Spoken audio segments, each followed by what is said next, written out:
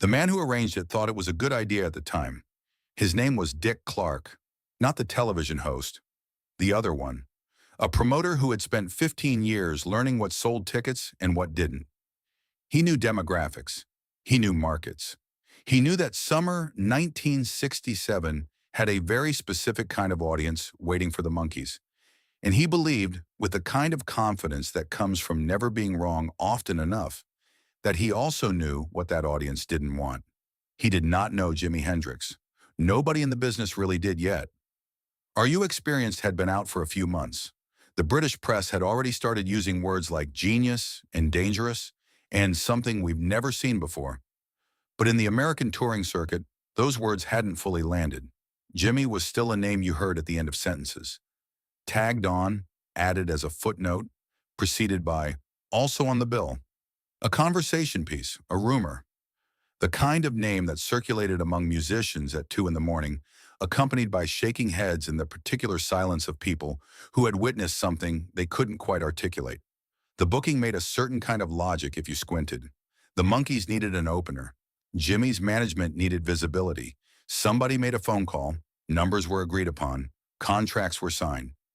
Nobody paused long enough to ask the obvious question: what a crowd of 12-year-old girls there to scream at Davy Jones was going to do when a black guitarist from Seattle walked out and started playing something that sounded like the inside of a thunderstorm. Nobody thought about the architecture of that collision. Nobody imagined it as a collision at all. They were about to find out. The first show was in Jacksonville, Florida. July 8th, 1967. Backstage, 2 hours before doors opened, Jimi sat alone in a dressing room that smelled like industrial cleaner and old carpet. He had his Stratocaster across his lap, not plugged in, just running his fingers along the strings out of habit. The sound was barely audible, just the dry, hollow click of frets and the faint resonance of wood. His tour manager knocked and opened the door without waiting. "They want you off by 8:45. Hard stop, no exceptions." Jimi looked up. "How long is that?" 25 minutes. A pause. "What are they playing after me?" "I'm last train to Clarksville on the set list." Jimi nodded slowly. He looked back down at the guitar. His thumb moved across the low E string once, then stopped. 25 minutes, he said again. Not a question this time. More like he was measuring something in his head, turning it over, finding the shape of it. His tour manager waited for more. There wasn't more. He closed the door. The arena held 8,000 people. By the time Jimi walked on stage, it was full. They were not there for him. That was visible from the moment he stepped into the lights. The way the noise didn't change. The way conversations continued. The way eyes tracked back toward the exits or toward friends or toward the merchandise tables at the back. A scattered, polite acknowledgement moved through the crowd. Not applause exactly. More like the sound of people deciding whether to pay attention. Jimi plugged in. His amp hummed. He adjusted the strap, looked out into the lights for a moment, not scanning the crowd, not reading the room, just looking, and then turned back to face the band. He counted them in. The first chord hit the room like something physical. In the front rows, a few kids flinched. Not from fear, from surprise, the kind that moves through your chest before your brain catches up. The sound was enormous and immediate, nothing like the clean, produced pop they had been primed to receive. It had edges, it had weight. It pushed air in a way that you felt in your teeth. Behind the soundboard, a technician reached for the levels, then stopped. It wasn't feedback. It wasn't a mistake. That was simply what it sounded like. Some of them crossed their arms. Some of them started talking louder to compensate. And then Jimi started playing. Micky Dolenz was watching from the side of the stage. He would be asked about this night many times over the following decades, and each time his answer got slightly shorter, slightly quieter, as if he had decided that the fuller version was too difficult to explain to people who hadn't been there. But in a 1994 interview, sitting in a studio in Los Angeles, he set down his glass and looked at the middle distance for a moment before speaking, as if he needed the pause to find the right starting point, as if any starting point might be the wrong one. "I'd seen good guitar players," he said. "I grew up around music. I knew what good was, but I didn't have a category for what Jimi was doing." He was watching from stage right, cup of coffee in his hand, prepared to observe for a few minutes and then head back to the dressing room to go over harmonies with Davy. That was the plan. He didn't move for the next 25 minutes. The crowd was fighting him, Dolenz said. At first, you could feel it. They wanted him gone so the real show could start. And he knew it. He had to know it. But he just kept playing. He didn't talk to them. He didn't try to win them over with patter or a joke or anything like that. He just played. What Jimmy played was not what the crowd had expected, which was perhaps the point. He didn't soften it. He didn't trim the edges to make it easier to receive. He played like there were 8,000 people who had come specifically to hear him, and if that wasn't true yet, then he would simply create the condition for it to become true. By the third song, something in the room had shifted. Dolenz noticed it first in the body language. Kids who had been turned sideways talking to friends were now facing the stage. Arms that had been crossed were at sides. The noise level dropped. Not all at once, but in sections, like a tide going out. He was converting them, Dolenz said, one at a time, right in front of me. He would not be allowed to finish the tour. The complaints came in after the second show. Parents, primarily.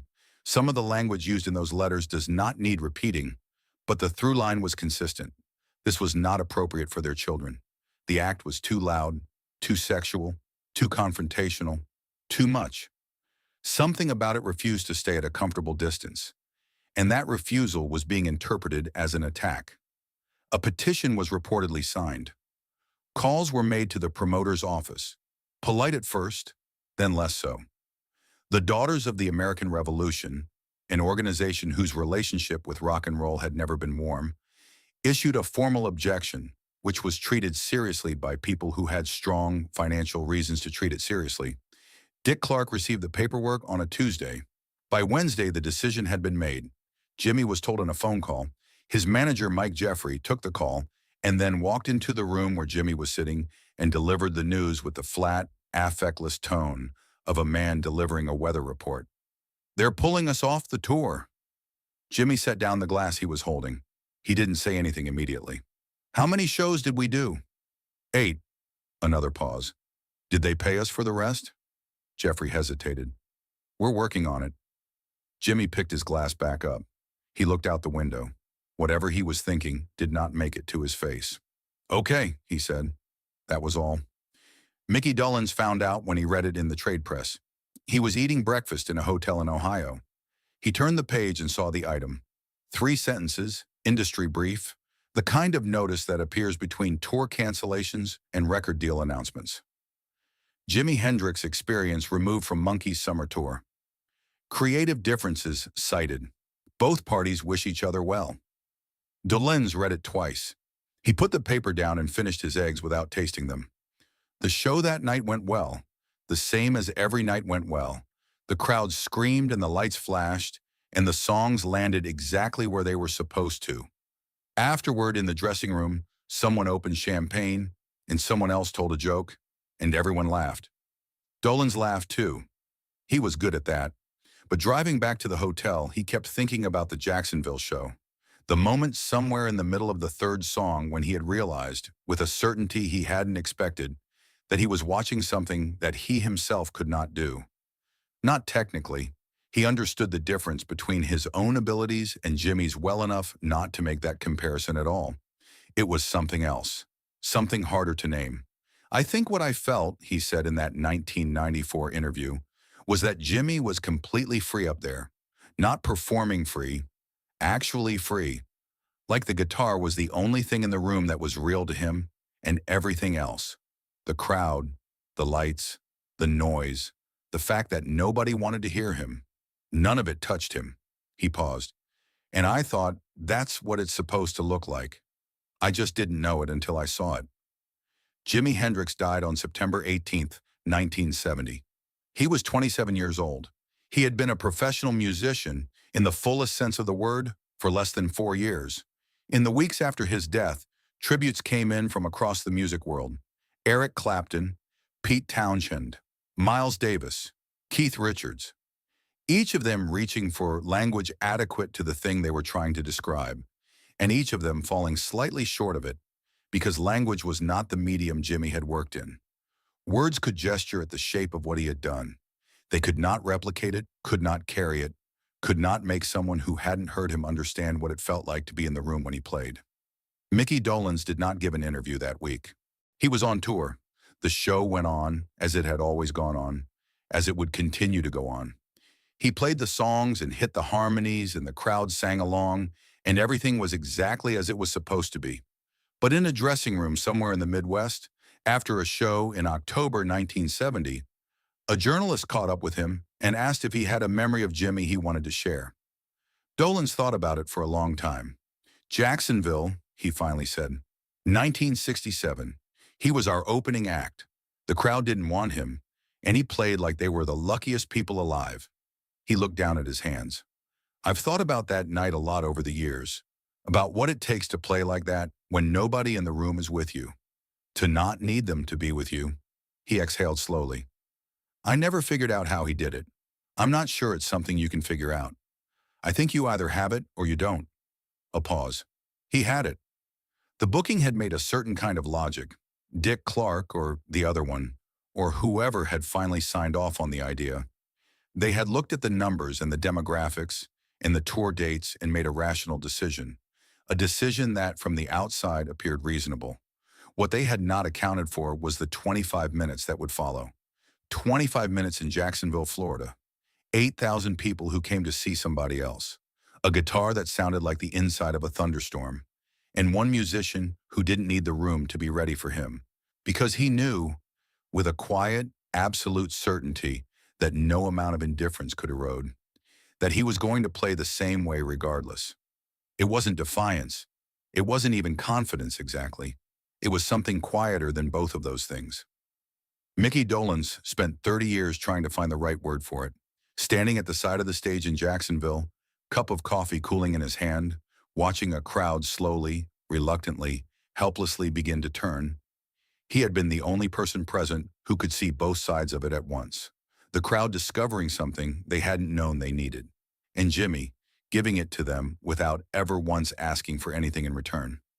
He never did find the word. Some nights he thought it was grace. Some nights he thought that was too small.